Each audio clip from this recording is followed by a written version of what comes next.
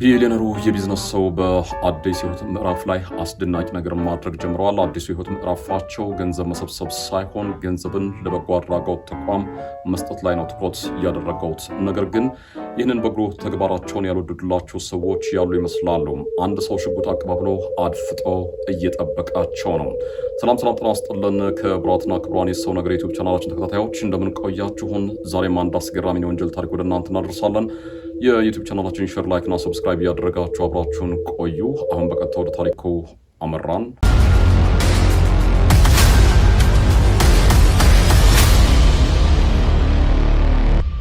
ገንዘብ ሞልቶ የተረፋቸው ሰዎች የማይረግጡት የመዝናኛ ስፍራ፣ የማይሄዱበት ፓርቲ የለም።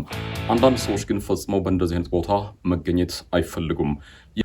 የዛሬ ባለ ታሪካችን ግሌን ዴቪስ ፈጣሪ ሁሉን ነገር አሟልቶ የሰጣቸው አስደናቂ ሰው እንደሆኑ ይነገርላቸዋል። ምናልባት እርሳቸውን የመሰሉ ጥቂት ሰዎች እዚች ምድር ላይ ቢኖሩ የምንኖርባት ምድር ገነት ትሆን ነበር ተብሎ ይነገርላቸዋል። ምንም እንኳ ቢሊዮነር ቢሆኑ አናኖራቸው የ1 ሚሊዮነር እንኳን አይመስልም። ለእርሳቸው ዘመናዊ መኪና ማሽከርከር፣ ዘመናዊ ቤት መገንባት ያን ያክል ብዙ ቦታ የሚሰጡት ጉዳይ እንዳልሆነ ይነገርላቸዋል። ታዲያ እርሳቸው በውስኪ ጠርሙስም አይደበቁም። የእርሳቸው መደበቂያ ተፈጥሮ ናት። የአየር ንብረት ለውጥ በጣም ስለሚያስጨንቃቸው ተፈጥሮን ለመንከባከብ፣ ምድር ለመንከባከብ የማይረግጡት የማይሄዱበት ቦታ እንደሌለ ይነገርላቸዋል። ወደ ተራሮች አቂንተው፣ ወደ ደኖች ወርደው፣ ወደ ወንዞች ወርደው ምናልባት ሳምንታትና ቀናትን በዛ ሊያሳልፉ እንደሚችሉም ይነገርላቸዋል። የ66 ዓመቱ አዛውንት ግሌን ዴቪስ ከባለቤታቸው ጋር ወልደው ለመሳም አልታደሉም። ነገር ግን ከአብራካችን ካልወጣ ካላልን በስተቀር ምድር ላይ ያሉ ልጆች በሙሉ የእኛ ናቸው የሚል የህይወት ፍልስፍና አላቸው። ነገር ግን የልጅ አምሮታቸውን ለመወጣት ከአንድ ዘመዳቸው ገና ከህፃነቱ ጀምረው አምጠው ያሳደጉት አንድ ጎልማሳ ልጅ አላቸው። ማርሻል ይባላል። ምንም እንኳ ዛሬ ላይ ሲታዩ ግሌን ዴቪስ ሀብታም ቢሆኑም እርሳቸው የተገኙት ግን በልቶ ማደር ከማይችሉ ድሃ ቤተሰብ ነበር። ነገር ግን በወቅቱ ለአንድ ሰው በጉዲፈቻ ይሰጣሉ። የተሰጡበት ሰው ሞርጋን ኔልሰን ዴቪስ የተባሉ ባለሀብት ነበሩ። በወቅቱ በካናዳ እንኳን ወደ 40 አካባቢ ኩባንያ እንደነበራቸው ይነገርላቸዋል። እጅግ በጣም ስመጥር የሆኑ ባለጸጋ ሰው ነበሩ። ታዲያ ግሌን ዴቪስ እንግዲህ የልጅነት ህይወታቸው እጅግ በጣም አስደሳች ነበር። ተሞላቀው ተንደላቀው ነበር ያደጉት። በወጣትነት እድሜያቸው ላይ ግን አንዳንድ ፈተናዎች ያጋጥሟቸው ነበር። 1969 አካባቢ የወንድማቸው ልጅ በአጋቾች ተይዛ እሷን ለማስለቀቅ ከባድ ፈተና አሳልፈው እንደነበር ይነገርላቸዋል። ይህንን ፈተና ተወጣሁት ብለው ሳይጨርሱ ግን የጉዲፈቻ አባታቸው በመዋኛ ገንዳ ውስጥ ህይወታቸው አልፎ መገኘቱ በወቅቱ ከፍተኛ የሆነ የልብ ስብራት ፈጥሮባቸው እንደነበርም ይነገራል። ታዲያ አንዳንዴ ፈተና ወደ ቤታችን ከመጣ በኋላ መከራ ወደ ቤታችን ከገባ በኋላ ያ መከራ ቶሎ ከቤታችን ላይ ወጣ ይችላል። ግሌን ዴቪስን በሚወዷቸው ሰዎች በዘመዶቻቸው በኩል ሲመጣ የነበረው ፈተና አሁን ደግሞ መልኩን ቀይሮ በህይወታቸው ይመጣል። 1983 ከኦሃዮ ወደ ቶሮንቶ ይበር በነበረ አውሮፕላን ውስጥ ነበሩና ያ አውሮፕላን አየር ላይ ያለ በእሳት ይያያዛል። በኢመርጀንሲ በአስገዳጅ ሁኔታ አውሮፕላኑ እንዲያርፍ ይደረጋል። እዛ አውሮፕላን ውስጥ የነበሩ 23 ሰዎች ወዲያው ህይወታቸው ያለፈበት ሁኔታ ይፈጠራል። ግሌን ዴቪስ ግን በህይወት ከተረፉ ሰዎች መካከል አንዱ ሆነው ከዛ አውሮፕላን ይወጣሉ። ከዛ የአውሮፕላን አደጋ በኋላ የህይወት ፍልስፍናቸው ሙሉ በሙሉ እንደተቀየረ የሚነገርላቸው። የህይወት ፍልስፍናቸው ምንድነው የሆነው? ብዙ ያለው ሰው ብዙ መስጠት አለበት የሚል፣ ገንዘብ መሰብሰብ ሳይሆን ገንዘብ መስጠት ማወቅ መለማመድ አለብን የሚል የህይወት ፍልስፍና ነበራቸው። ታዲያ ከእርሳቸው ለጋስ እጅ ተጠቃሚ ከሆኑ ሰዎች መካከል አንደኛው እንደ ልጃቸው አድርገው ያሳደጉት ማርሻል ነው። ከማርሻል በተጨማሪ ደግሞ የተለያዩ የበጎ አድራጎት ተቋማት በግሌን ዴቪስ ብዙ ድጋፍ ተደርጎላቸዋል። አንድ ቀን አንድ የአካባቢ ጥበቃ ተቋም ግሌን ዴቪስን ምሳ ይጋብዛቸዋል። በዛ ምሳ ቦታ ላይ ተገኝተው እንግዲህ ጠንከር ያለ ንግግር አድርገው ነበር። አካባቢናችን ልንጠብቃት እንደሚገባ፣ ምድር እንክብካቤ እንደምትፈልግ ንግግር አድርገው ለዛ የበጎ አድራጎት ተቋም ሁሌም ከጎናቸው እንደሆኑ፣ በሚያስፈልገው ነገር ሊደግፏቸው እንደሚችሉ ቃል ገብተውላቸው $20 ሚሊዮን ሰጠው ከዛ ምሳ ግብዣ ይወጣሉ። ታዲያ ከዛ ምሳ ግብዣ ከወጡ በኋላ በቀጥታ መኪናቸው እንዳቆሙበት ቤዝመንት ሲሄዱ ከኋላ ይተኮስባቸዋል፣ ይመታሉ። ልክ ከኋላ ሲመቱ በጉልበታቸው ነበር የወደቁትና ይንበረከካሉ። ከኋላ የተኮሰባቸው ወጣት በፊታቸው ይመጣና ይቆማል። በዛ ሰዓት በተንበረከኩበት ይህንን ወጣት ይለምኑታል። እባክህ ልጄ አትግደለኝ ብሎ ይማጽኑታል። ይህ ወጣት ግን ሊራራላቸው አልቻለም። በቀጥታ አከታትሎ የተኩስና ደረታቸውን ይመታቸዋል። በዛው ህይወታቸው ያልፋል። ወጣቱን በቅጽበት እዛ አካባቢ ይወጣል። የግሌን ዴቪስን ሞት የሰሙት ቤተሰቦቻቸው አንድ ጥርጣሬ ነበራቸው። ግሌን ዴቪስ የአካባቢ ጥበቃ ተቆርቋሪ ናቸው። የተለያዩ የማዕድን ማውጫ ስፍራዎች፣ የተለያዩ የነዳጅ ማውጫ ስፍራዎች ለባለሀብቶች ሊሰጡ ሲሉ አስቁመዋል።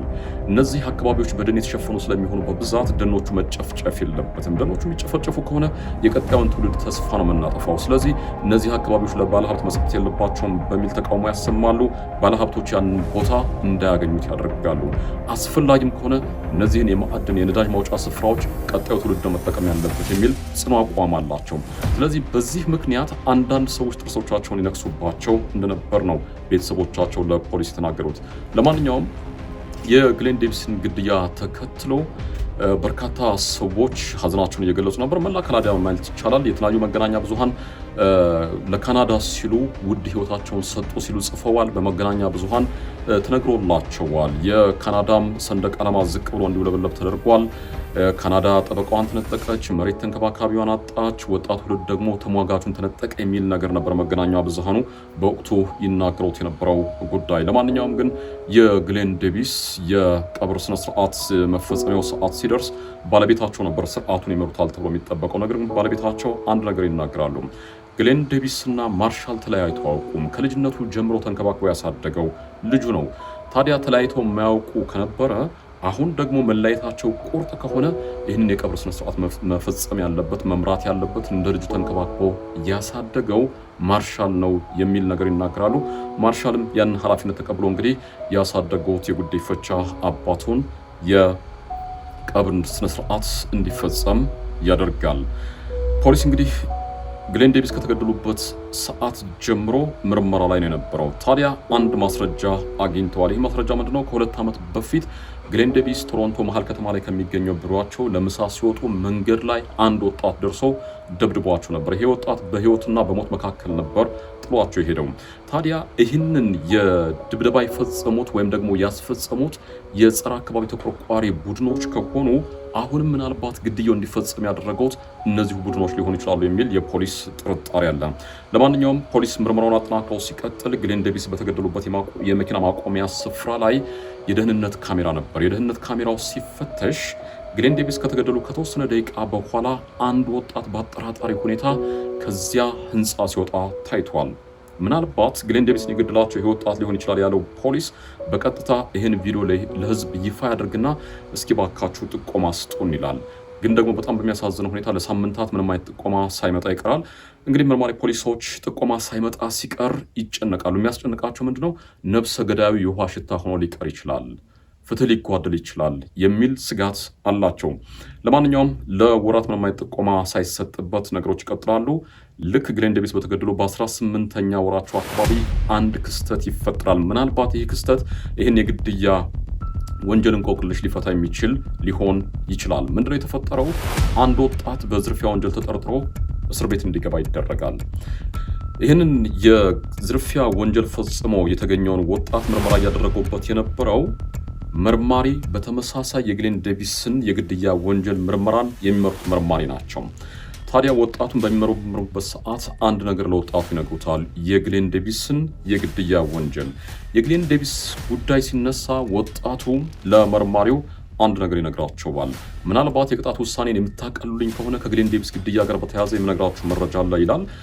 ቃል ይገቡለታል የቅጣት ውሳኔው እንደሚቀለት። ከዛም በኋላ ወጣቱ መናገር ይጀምራል። ወጣቱ እንዳለው ግሌን ዴቪስን የገደልኳቸው እኔ ነኝ ይላል። ለምን ገደልካቸው ሲባል ተከፍሎኝ የሚል ነገር ይናገራል። እንግዲህ የወጣት ግሌን ዴቪስ እንዲገድላቸው 150,000 የአሜሪካን ዶላር ተከፍሎት ነበር። በጣም የሚገርመው ከ2 ዓመት በፊት ቶሮንቶ በሚገኘው ቢሮቸው ምሳ ለመብላት ሲወጡ መንገድ ላይ በህይወትና በሞት መካከል ደብድቧቸው ሄዶ የነበረው ይህ ወጣት ነው። መጀመሪያ የገደላቸው መስሎት ነበር የሄደው። ታዲያ ይህን ነገር የጀመረውን ነገር እንዲፈጽም በድጋሜ ታዞ ነው ግሌን ዴቪስን የገደላቸው። አሁን ትልቁ ጥያቄ ግሌን ዴቪስ እንዲገደሉ ያዘዘው ማን ነው የሚለው ነው። ይህ ወጣት የታዘዝኩት ከሁለት ሩሲያውያን የኮንስትራክሽን ባለሙያዎች ነው የሚል ሀሳብ ሰጥቷል። በተለይ አንደኛው በዋናነት ኢንቮልቭ አድርጓል። ዲሚትሪ ኮስቲያን የተባለ ሩሲያዊ ነው ያዘዘው። አሁን ይህንን ሲሰሙ መርማሪ ፖሊሶች ምናልባት ከግሌን ዴቪስ ግድያ ጋር በተያያዘ የሩሲያ ማፊያዎች እጃቸው ሊኖሩበት ይችላል የሚል ጥርጣሬ ነበራቸው። ነገር ግን ባደረጉት ማጣራት የሩሲያ ማፊያዎች ከግሌን ዴቪስ ግድያ ጋር የሚያያይዛቸው ነገር የለም። በሁለተኛ ደረጃ እንደ መላምት የተቀመጠው ነገር ምንድነው? ግሌን ዴቪስ እንዲገደሉ የጸረ አካባቢ ተቆርቋሪዎች እጃቸው ሊኖሩበት ይችላል የሚል እሳቤ ነበር። ትልቁ ጥያቄ ግን ግሌን ዴቪስ በመገደላቸው የሚያተርፈው ማን ነው የሚለው ጉዳይ ነበር። እንደ ጎርጎሪያኑ የቀን አቆጣጠር 2009 ላይ የቶሮንቶ ፖሊስ በእነዚህ ሁለት ሩሲያውያን መኪና ላይ በድብቅ መቅረጸ ድምፅ ያስቀምጣል። ከዚህ በኋላ እንግዲህ በእነዚህ ሩሲያውያን መኪና ውስጥ የሚደረግ ንግግር በሙሉ የፖሊስ ጆሮ ላይ ይደርሳል ማለት ነው፣ በድብቅ የተቀመጠ መቅረጸ ድምፅ ስላለም።